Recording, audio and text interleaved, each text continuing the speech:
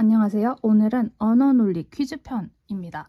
퀴즈를 어떻게 푸냐라는 질문을 정말 많이 받는데 그 중에서도 언어는 논리 퀴즈를 가장 많이 물어보시고 상파는 수리 퀴즈를 많이 물어보시는 것 같아서 언어 편으로 이렇게 준비해 봤습니다.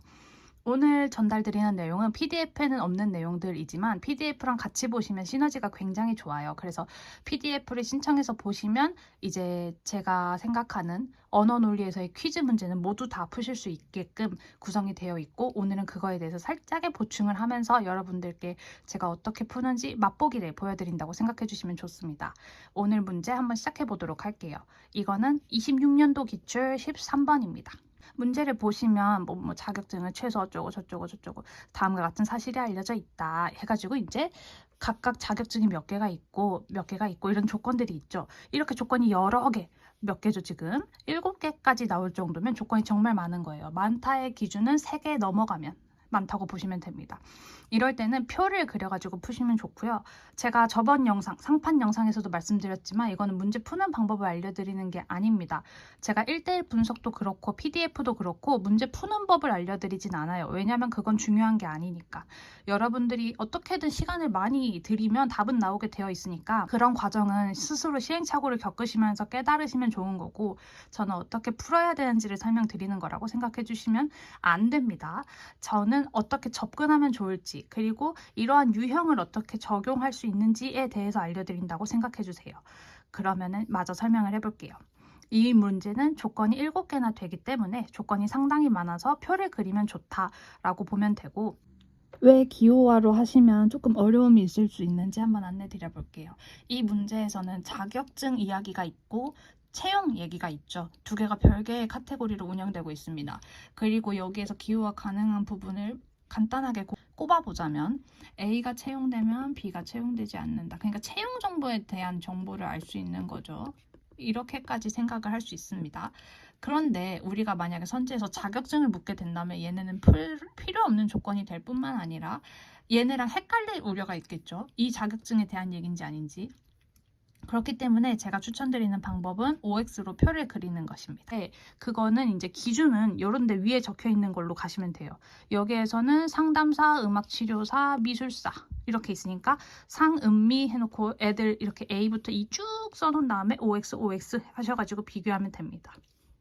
13번은 이렇게 접근해서 푸시면 좋다라는 의미에서 기호화하지 말라는 걸 강조드려봤어요. 다음 문제입니다. 이제 이거는 퀴즈하고 살짝 다르다고 볼 수 있는데 실험 문제입니다. 근데 논리 퀴즈 못 하시는 분들이 대부분 실험 퀴즈도 많이 못 하세요. 그래서 어떻게 적용하면 좋은지 그리고 접근 시작법을 어떻게 잡으면 좋을지에 대해서 한번 말씀드려 보려고 이 문제 가져왔습니다. 일단 이런 문제들 읽으실 때 정독을 해가지고 이 실험이 뭔지 과학적 의의가 뭔지까지 막 구체적으로 분석해서 들어가려고 하시는 경우가 있는데 절대 그렇게 푸는 문제 아니고요. 이런 유형의 문제는 내가 이 실험에 대해서 무언가 굉장히 많은 것을 끄집어내겠다 이런 목표를 가지시면 안 됩니다. 그저 실험과 결과를 가지고 여기에서 바꾼 게 뭔지 그리고 그 결과가 왜인지 여기에서 가설을 뭐라고 세우고 실험을 했는지 이런 것들만 보시면 됩니다. 그러니까 인과관계 정도만 생각해 주시면 된다라고 보면 돼요. 이 문제의 경우에는 백화 현상을 좀 아는 게 중요하죠. 여기에서 그룹 1에만 인위적으로 노출 6주 동안 빚을 떼어주었다는 모든 그룹이잖아요. 그러니까 이건 중요한 게 아니에요. 여기 노출하지 않았다. 이렇게 보시면 됩니다. 그룹 1에는 인위적으로 노출을 했고 그룹 2에는 노출하지 않았다. 그러니까 실험 결과에서 보여주는 값은 와편모조류를 인위적으로 노출하였는지 여부에 따라서 결과가 뭐가 달라지냐를 묻는 거다. 이렇게 생각하시면 실험에서의 우리가 얻어낼 정보는 다 얻어냈다고 보시면 돼요. 여기에서 갑자기 12주 이렇게 숫자가 있다고 해서 요런 데에 너무 얽매여 버리게 되면 답이 나오기 어렵습니다. 이 부분 참고하셔서 풀어보시면 좋을 것 같아요. 이 문제는 정독하지 마시라. 그리고 실험 문제에서 실험을 너무 이해하려고 하지 마시고 그냥 관계만 팍팍 파악해 주시면 된다. 요게 포인트였습니다. 세 번째 문제 한번 가보도록 하겠습니다. 이렇게 논리 퀴즈에서 정말 많이들 어려워하시는 게 또 참거짓 문제죠. 그리고 꼭 나오고요. 참거짓 문제는 잡아두시면 정말 편하게 풀 수 있기 때문에 한 번은 꼭 잡는 과정 거치시는 걸 추천드리고요. 그 방법 또한 PDF에 좀 더 자세히 설명되어 있습니다. 이거를 1대1 분석으로 신청하시게 되면 어떠한 것들을 좀 더 보시라는 것까지 알려드리고 있어요. 여기에서는 중요한 게 이제 이런 데에서 조건을 하나 더 주는 경우가 있어요. 그것만 만약에 정해진다면 그거를 좀 빨리빨리 캐치하시는 게 좋고, 그거 한번 찾으시면 나머지는 그렇게 정독하실 필요까지는 없습니다. 여기에서 읽으셔야 했던 건 자기 자신을 포함하여 일부 또는 전부를 추천할 수 있다. 근데 그냥 이렇게 줄줄줄 읽고 넘어가는 게 아니라 나를 추천할 수도 있고 한 명을 추천할 수도 있고 전체를 다 추천할 수도 있구나, 이렇게 생각을 하고 넘어가셔야 돼요. 그러니까 선택 가능한 케이스와 가능하지 않은 케이스에 대한 구분을 머릿속으로 좀 하시는 게 좋다. 이 중 가장 추천을 많이 받는 사분과가 그가 추천한 사무관이 함께 준비팀을 구성한다. 요게 포인트였습니다. 이 조건을 놓친 사람들은 틀렸을 거고 이 조건을 놓치지 않은 사람들은 맞았을 거예요.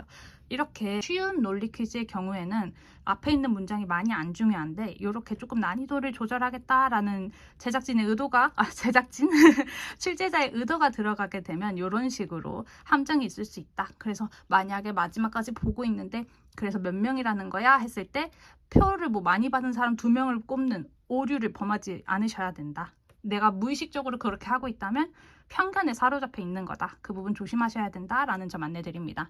그리고 문제에서 여기 보면은 여기죠.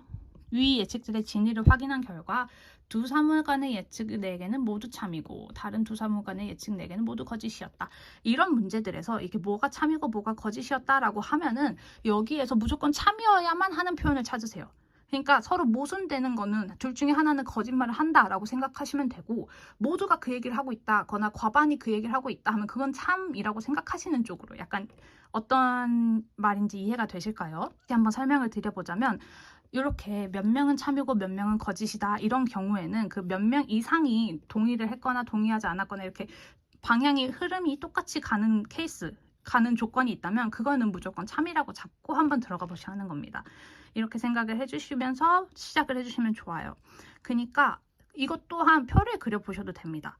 그 생각을, 제가 아까 말씀드린 생각을 가지고 표를 그려보시면서 되네 안 되네 되네 안 되네 하시면 바로 답이 나올 수 있는 문제였어요. 그렇기 때문에 이 문제는 2분에서 2분 30초 정도 들었다면 준수한 편이고 틀리지 않았다면 좋을 문제로 저는 꼽습니다. 이런 기준 또한 PDF 통해서 제가 전 문항에 대해서 분석을 해놨으니까 필요하신 분들은 한번 참고해 보시는 것도 좋을 것 같습니다. 오늘은 이렇게 언어 논리, 특히 그 중에서도 논리 퀴즈에 대해서 제가 PDF엔 다루지 않았던 부분들에 대해 설명을 해드렸어요. 이거 말고 다른 문제들이 궁금하다 하시면 이제 PDF를 참고해서 보시면 좋은 거고, 그렇지 않은 경우라면 여기에서 필요한 정보도 꼭꼭 챙겨가셔서 언어 논리 퀴즈 더 이상 무서워하지 않고 술술 푸실 수 있는 여러분이 되시면 좋겠습니다. 다음 영상에서 뵙겠습니다.